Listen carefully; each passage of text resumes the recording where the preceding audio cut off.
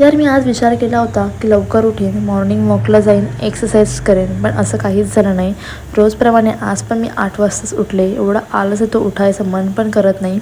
तरी मी कसं बसं करून ऑफिसला पोचते.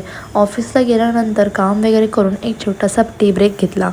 सो हॅलो एव्हरीवन, कसे आहात तुम्ही? आज माझ्या निबंधाचा 11वा दिवस.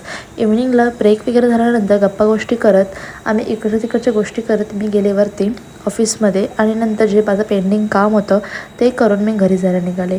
घरी गेल्यानंतर मला माहिती होतं की आजचं जेवण मला बनवायचं आहे. सो माझा मेन्यू होता व्हेज पुलाव. सो व्हेज पुलावचं सर्व साहित्य घेऊन मी घरी निघाले. घरी गेल्यानंतर व्हेज पुलाव करायला स्टार्ट केला. पुलाव वगैरे गॅसवर ठेवून मी इकडे बाजूला फ्रेश झाली, कारण की मी खूप थकली होती. घरी जायला मला 9 वाजता येऊन वगैरे जेवण कधी करणार, कधी जेवणार, हे सर्व असतं.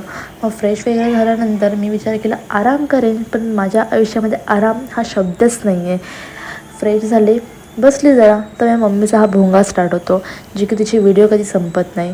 मग व्हिडिओ बनवता बनवता माझा आजचाही दिवस इथेच संपतो. So bye.